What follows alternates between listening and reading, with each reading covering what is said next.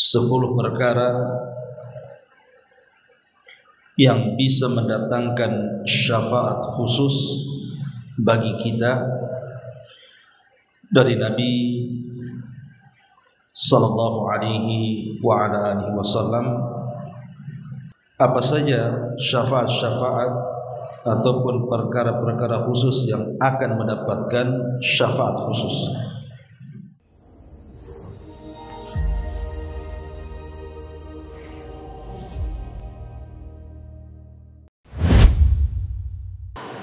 Assalamualaikum warahmatullahi wabarakatuh. Alhamdulillah wassalatu wassalamu ala Rasulillah wa ala alihi wa sahbihi wa mawalah wa la hawla wa la quwwata illa billahi wa ba'd.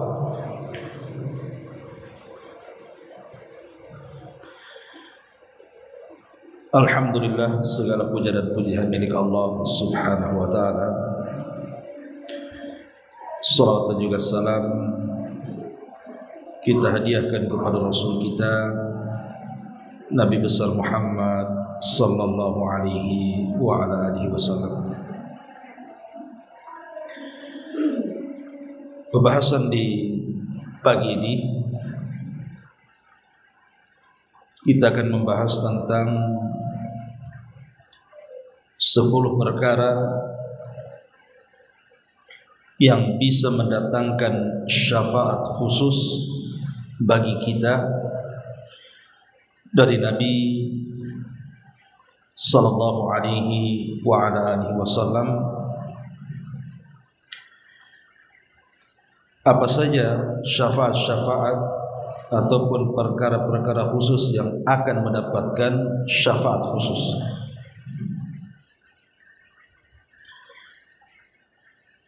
Ma'asyiral muslimat yang dimuliakan Allah subhanahu wa ta'ala, sering saya ulang-ulang bahwa yang bisa menyelamatkan manusia kelak pada hari kiamat salah satunya adalah syafaat dan juga rahmat dari Allah subhanahu wa ta'ala. Lah ada syafaat-syafaat khusus pada hari kiamat yang bisa menyelamatkan kita karena amalan-amalan khusus yang kita lakukan di dunia. Saya ulangi, ada syafaat-syafaat khusus yang akan menyelamatkan kita dikarenakan amalan-amalan khusus yang kita lakukan di dunia.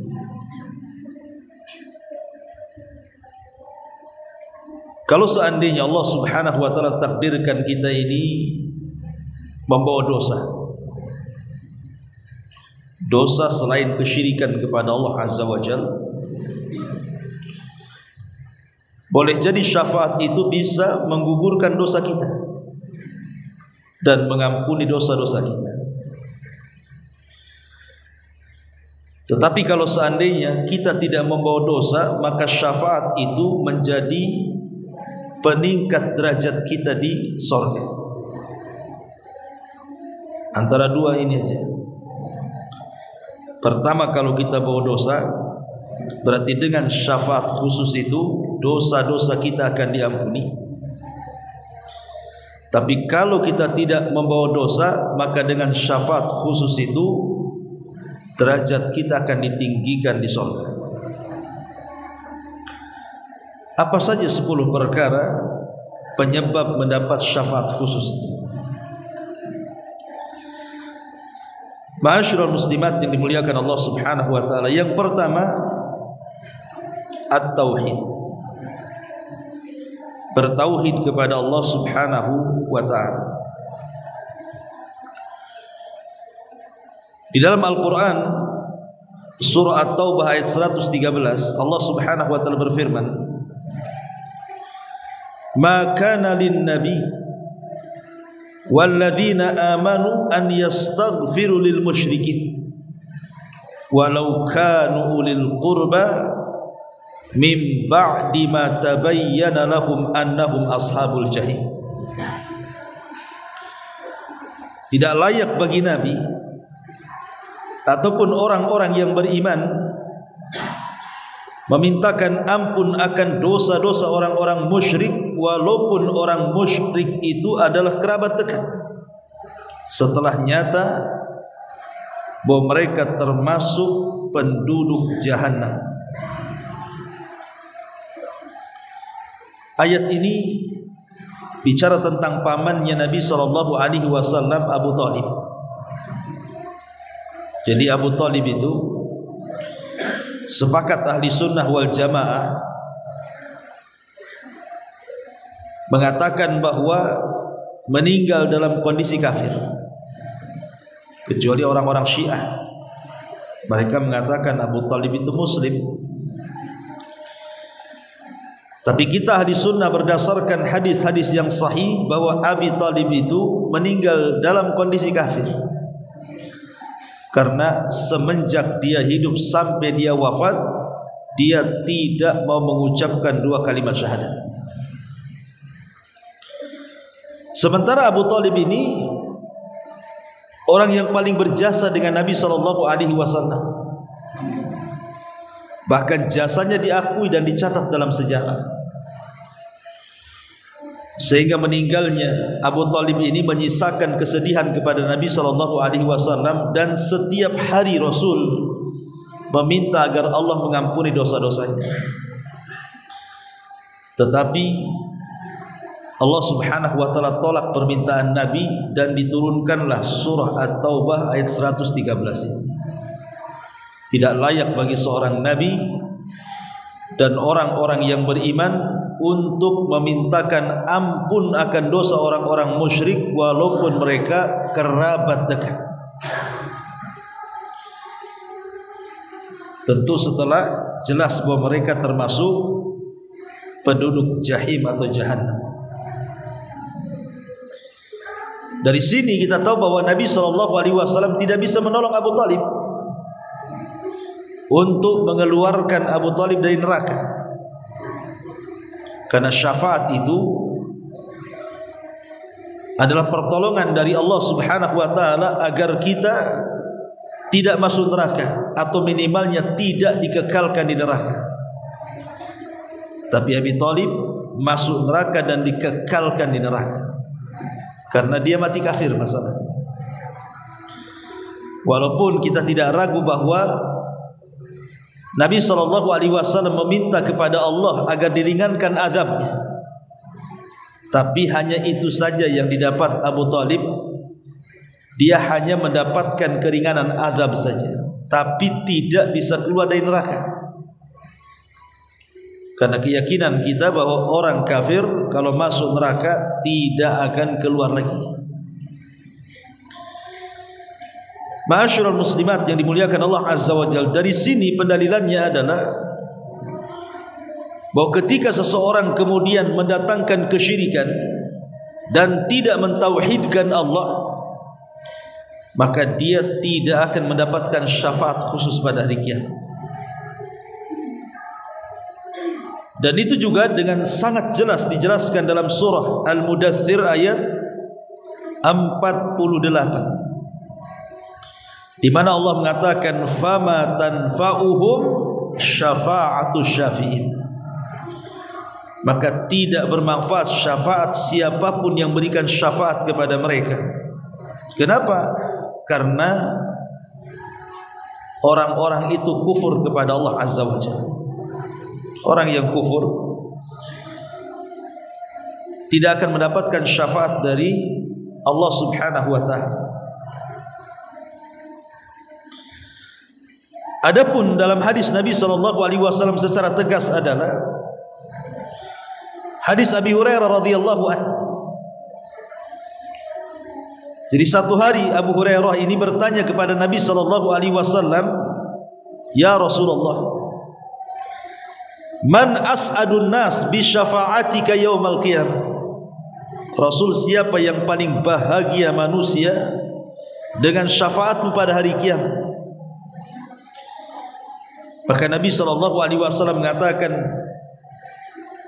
laqad dhanantu ya Aba Hurairah alla yas'aluni an hadzal hadithi ahada awwala minka. Saya sangka wahai Abu Hurairah, tidak ada orang bertanya seperti ini kecuali engkau. Kemudian Nabi SAW mengatakan, baik ku jawab wahai Abu Hurairah, karena engkau memiliki semangat untuk belajar hadis. Kata Nabi SAW, as'adun nas bi syafaati yaumal qiyamah man qala la ilaha illallah khalisan min qalbihi aw min nafsihi. Manusia yang paling bahagia dengan syafaat pada hari kiamat adalah orang yang mengucapkan la ilaha illallah penuh dengan keikhlasan dalam hatinya atau dalam jiwanya. Kemudian juga Nabi SAW mengatakan, likullin nabi da'watun mustajabah fata'ajjala kullu nabiyyin da'watahu wa inni ikhtaba'tu da'wati syafa'atan li ummati yaumal qiyamah fahiya na'ilatun insyaallah man mata min ummati la yusyrik billahi syai'an. Kata Nabi, setiap Nabi itu punya dakwah mustajab, punya doa yang diijabah, setiap Nabi. Tetapi semua para Nabi, mereka keluarkan doa-doa itu di dunia. Kecuali aku, kata Rasul, aku simpan doa itu untuk kelak di akhirat sebagai syafaat untuk umatku. Maka umatku akan mendapatkan syafaatku insyaallah jika Allah berkehendak. Tapi syaratnya, barang siapa yang meninggal dari umatku dan dia tidak menyekutukan Allah sedikit pun. Ini pun hadis yang jelas tentang bahwa tauhid adalah penyebab syafaat terbesar yang akan diperoleh seorang mukmin pada hari kiamat. Yang kedua, qiraatul Quran, membaca Al-Quran. Nabi SAW mengatakan, iqra'ul Qur'ana fa innahu ya'ti yaumal qiyamati syafi'an li ashabi. Bacalah Al-Quran, karena sesungguhnya Al-Quran itu akan datang pada hari kiamat dan akan memberikan syafaat kepada siapapun yang membacanya. Terutama kalau ibu mau menghafal Quran, maka hafalah surah Al-Baqarah ataupun surah Al-Imran. Jadi kalau ingin mendapatkan syafaat lebih khusus lagi dari bacaan Quran adalah sering-seringlah membaca surah Al-Baqarah atau surah Al-Imran. Karena Nabi SAW mengatakan, iqra'u zahrawainil baqarata wal imran fa innahuma ta'tiyani yaumal qiyamah ka'annahuma ghamamatan tuhajani an ashabihima. Karena nanti pada hari kiamat orang-orang yang mereka membaca Al-Baqarah dan Al-Imran akan datang kepada Allah Subhanahu wa taala seperti dua awan yang berada di atas kepala, dan keduanya akan berhujah di hadapan Allah agar kita diselamatkan. Jadi secara ataupun syafaat khusus yang akan diperoleh dengan amalan khusus pada hari kiamat, yang kedua adalah membaca Al-Quran.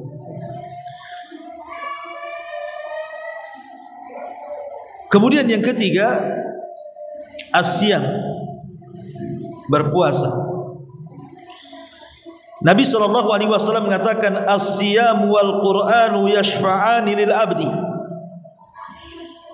Puasa dan Al-Quran itu akan memberikan syafaat kepada hambanya.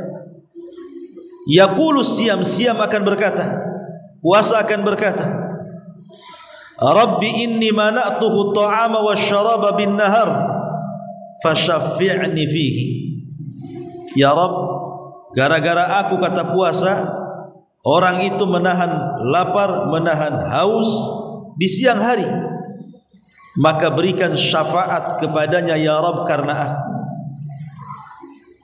Jadi puasa itu bisa memberikan syafaat khusus kepada orang-orang yang beriman pada hari kiamat. Kemudian yang nomor 4, ad-du'a'u bima warada ba'dal adzan. Doa setelah azan, namanya doaul wasilah.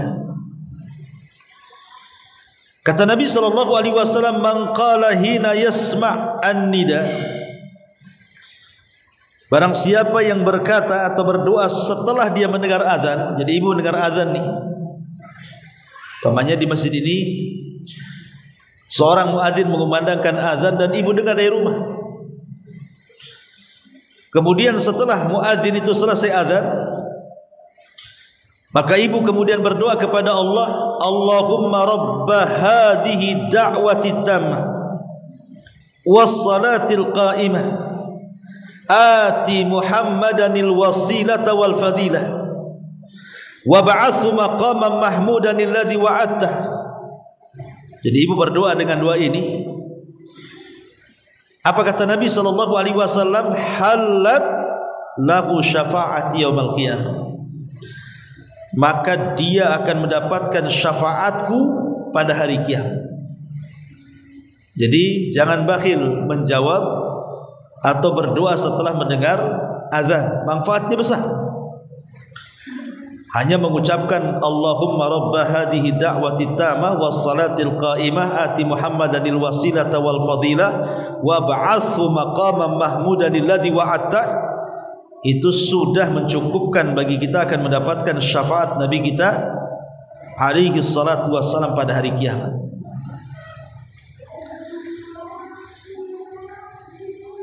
Kemudian yang nomor 5, suknal madinata was sabru ala al-la'waiha, as-sabru ala al-la'waiha wal mautu biha. Menetap di kota Nabi, menetap di kota Madinah, dan dia sabar dengan ujian-ujian yang ada di dalamnya. Kemudian dia meninggal di situ. Jadi tinggal di Madinah, sabar dengan ujiannya, dan dia meninggal di situ. Dan itu dijelaskan dari hadis Abi Sa'id Maula Al-Mahri. Nabi SAW mengatakan, la yasbiru ahadun ala la'waiha fayamutu illa kuntu lahu syafi'an aw syahidan yaumal qiyamah idza kana muslimah. Kata Nabi SAW, tidaklah salah seorang bersabar tinggal di kota Madinah dengan menghadapi dengan macam-macam ujian dan cobaannya, kemudian dia meninggal di Madinah, kecuali aku akan jadi kecuali aku akan memberikan syafaat kepadanya atau menjadi saksi baginya kelak pada hari kiamat jika dia seorang muslim. Jika dia seorang muslim.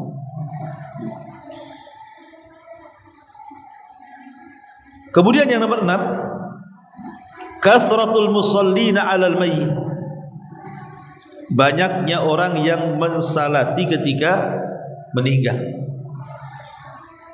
Makanya pentingnya Bu, seseorang itu harus banyak teman dari teman-teman yang soleh atau soleha, supaya ketika kemudian kita Allah takdirkan meninggal, mereka mau menyolatkan kita. Dan Nabi SAW mengatakan, ma min mayyitin yusalla alaihi atau yusalli alaihi ummatun minal muslimin yablughuna mi'atan kulluhum yashfa'una lahu illa syafa'u fihi. Tidaklah seorang mayat disolatkan padanya umat dari kaum muslimin mencapai 100 orang, semuanya memintakan syafaat untuk si mayat itu, kecuali Allah subhanahu wa ta'ala akan memberikan syafaat kepada si mayat itu. Ini yang nomor 6. Yang nomor 7, kathratu as-salati, perbanyak salat, perbanyak sujud ataupun perbanyak salat, karena dalam salat kan ada sujud. Berarti dengan memperbanyak salat secara otomatis pasti banyak sujudnya. Ada sebuah hadis dari pembantu Nabi SAW, Rabi'ah ibn Ka'ab al-Aslami radhiyallahu an. Nabi SAW mengatakan, ya Rabi'ah, mintalah sesuatu kepadaku karena engkau sudah berbuat baik kepadaku. Maka kemudian Rabi'ah ibn Ka'ab al-Aslami mengatakan, ya Rasulullah, aku hanya ingin menjadi temanmu di sorga. Maka Nabi SAW mengatakan, kalau begitu, fa inni ala nafsika bi kathrati sujud, bantu aku agar engkau menjadi temanku di sorga dengan memperbanyak sujud. Artinya memperbanyak solat di sini. Karena nanti pada hari kiamat orang-orang yang masuk neraka itu, kalau Allah takdirkan ada orang masuk neraka dan dia seorang muslim, maka neraka tidak akan memakan bekas-bekas sujudnya. Apa manfaatnya bekas sujud itu? Manfaatnya adalah ketika para malaikat hendak menyelamatkan karena syafaat orang yang diberikan syafaat, maka mereka akan mengenali penduduk neraka yang mendapatkan syafaat itu dari bekas sujud mereka. Kemudian ditarik dan dikeluarkan dari neraka. Ini yang nomor 6. Yang nomor 7. Yang nomor 8, as-sabr wal ihtisab fi mautil abna, sabar dan mengharap pahala Allah karena kematian anak-anak. Umpamanya Allah berikan musibah kepada seseorang, anaknya meninggal, entah laki-laki entah perempuan, yang jelas meninggal sebelum balik. Kemudian dia sabar, dan dengan sabarnya dia mengharap pahala kepada Allah. Apa kata Rasul di sini? Ma min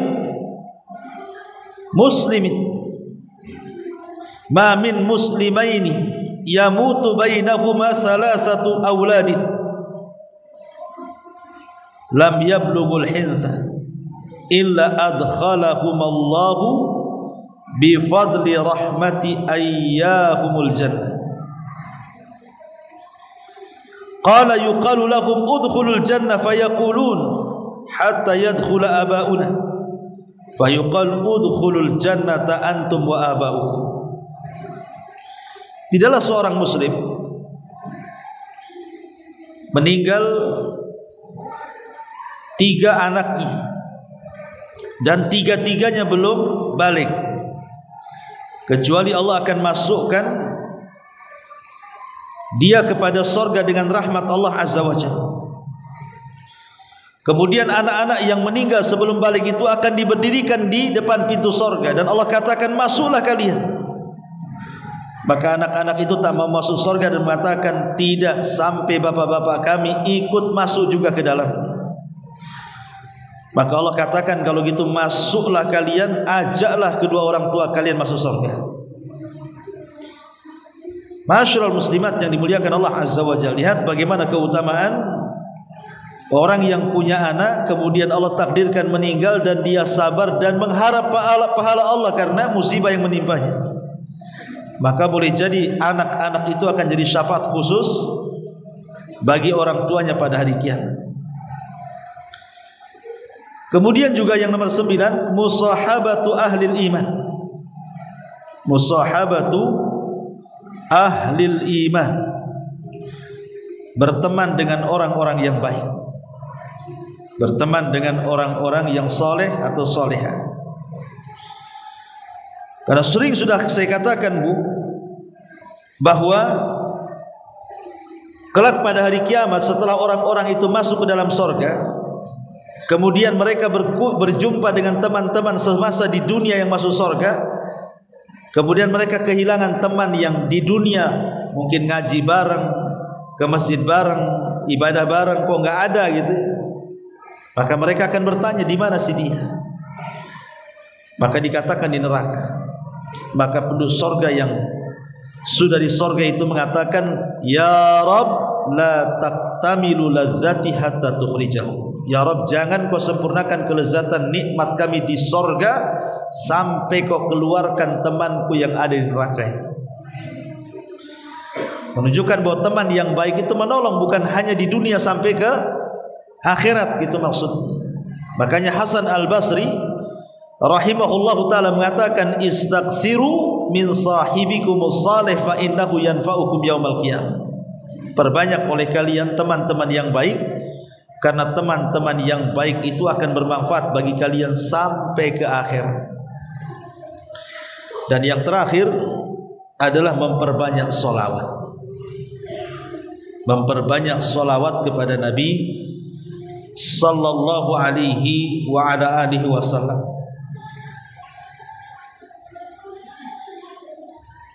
Jadi memperbanyak solawat, kata Nabi SAW, barang siapa yang bersolawat di pagi hari 10 kali dan di sore hari 10 kali, maka dia akan mendapatkan syafaat pada hari kiamat. Jadi kalau ibu di pagi-pagi, ya antara jam 6 gitu ya, habis subuh, pagilah Allahumma sholli ala Muhammad, Allahumma sholli ala Muhammad, Allahumma sholli ala Muhammad, Allahumma sholli ala Muhammad, Allahumma sholli ala Muhammad, sampai 10 kali. Kemudian sore hari gitu lagi, Allahumma sholli ala Muhammad, Allahumma sholli ala Muhammad. Atau kalau ingin lebih baik lagi ya pakai salat Ibrahimiyah, Allahumma sholli ala Muhammad wa ala ali Muhammad kama shallaita ala Ibrahim wa ala ali Ibrahim innaka Hamidum Majid. Terus balik lagi sampai 10 kali. Pagi 10 kali, sore 10 kali.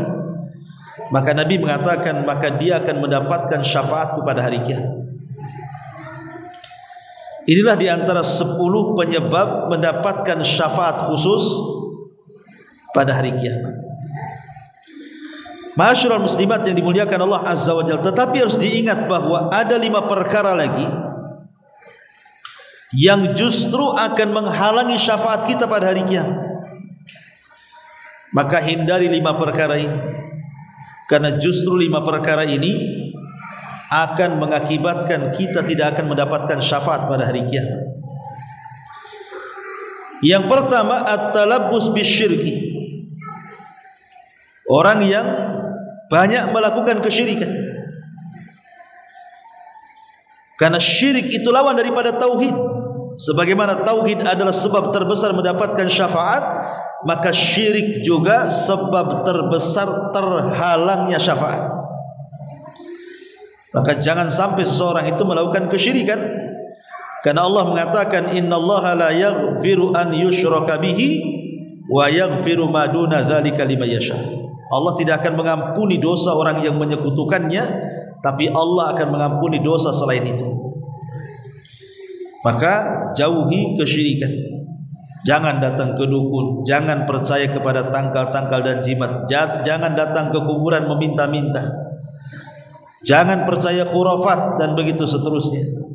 Karena ini penghalang syafaat terbesar pada hari kiamat adalah kesyirikan. Yang kedua, zulmul imam lil ibad, kezaliman pemimpin kepada rakyatnya. Pemimpin yang zalim. Sebagaimana pemimpin yang adil diletakkan di urutan pertama orang-orang yang akan mendapatkan syafaat, bahkan akan mendapatkan naungan pada hari kiamat, di hari yang tidak ada naungan kecuali dengan Allah. Sab'atun yudhilluhumullahu fi dhillihi yauma la dhilla illa dhilluh. 7 golongan yang akan mendapatkan naungan di hari yang tidak ada naungan kecuali dengan Allah. Salah satunya urutan pertama imamun adil, kan? Imam yang adil. Tetapi ketika seorang pemimpin itu zalim, tidak adil, maka justru kezalimannya akan menyebabkan dia terhalang syafaat.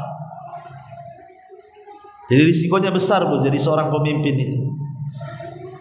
Risikonya besar kalau dia tidak adil, terhalang syafaat Nabi.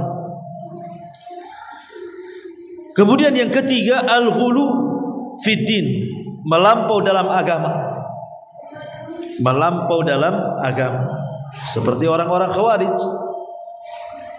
Mereka mudah mengkafir-kafirkan di luar kelompoknya. Orang-orang Khawarij itu mengkafirkan orang-orang di luar kelompoknya, dan berawal dari pengkafiran berakhir dengan pengeboman, pembunuh diri. Itulah Khawarij, teroris, ya. Ini yang ketiga. Dan yang kedua dan yang ketiga ini berdasarkan hadis Nabi SAW, sinfani min ummati lan tanalahum syafaati yaumil qiyamah. Dua kelompok, kata Rasul, dari umatku tidak akan mendapatkan syafaat pada hari kiamat. Imamun zalum, imam yang zalim, wa kullu ghalin marik, dan setiap yang ekstrim, yang melampau dari agama ini. Ma'asyiral muslimat yang dimuliakan Allah Azza wa Jalla. Kemudian yang keempat, at-takdzib bisyafaati, mendustakan syafaat. Enggak ada syafaat itu. Dia mendustakan syafaat, bahwa tidak ada syafaat. Ketika dia mendustakan tentang syafaat, maka dia akan diharamkan syafaat. Jadi orang yang mendustakan syafaat justru diharamkan syafaat. Berdasarkan sabda Nabi SAW dari Anas bin Malik radhiyallahu an, man kadzdzaba bisyafaati falaysa lahu fiha nasib. Siapa yang mendustakan adanya syafaat, maka justru dia tidak akan mendapatkan syafaat. Dan yang terakhir, yang kelima, al-ihdatsu fid din, orang yang mengada-ada dalam agama, melakukan bid'ah. Karena orang yang melakukan bid'ah itu tanda tidak cinta dengan Nabi. Kalau dia memang cinta dengan Nabi, ya ikuti Nabi lah. Kenapa kemudian buat-buat yang tidak dibuat Nabi pula? Dan saya tambah lagi, yang keenam, orang suka melaknat. Kata Nabi SAW, al-la'anuna laisa lahum syafa'atun yaumal qiyamah. Orang-orang yang suka melaknat, mengeluarkan kata-kata mencaci, memaki, kata-kata binatang, merendahkan dan begitu seterusnya, kelak pada hari kiamat tidak akan mendapatkan syafaat. Maka jaga lisan. Jangan gara-gara kemudian lisan kita ini kita tidak dapat syafaat.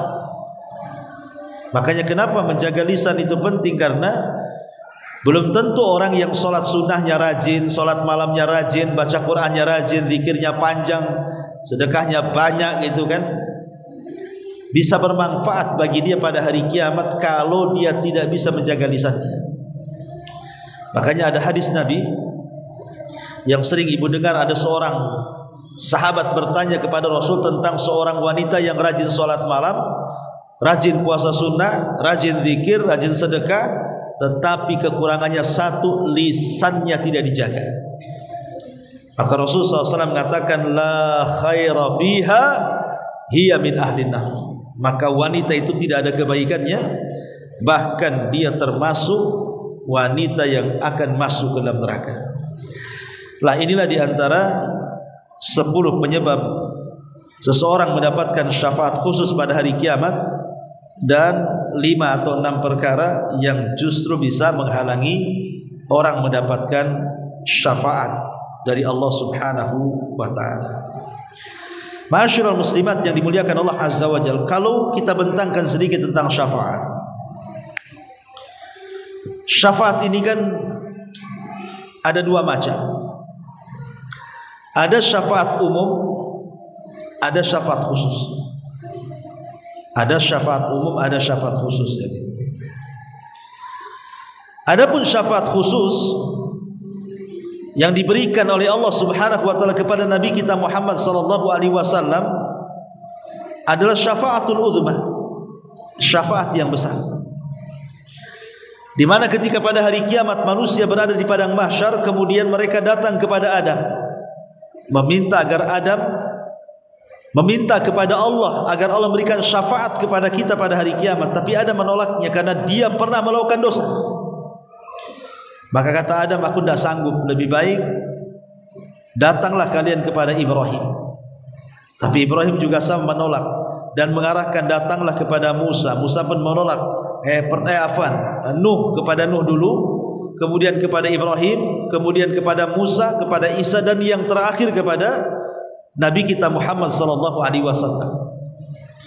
Baru Rasul mengatakan analaha, kan ku coba. Akhirnya kemudian Rasul sujud lama di bawah arsy itu.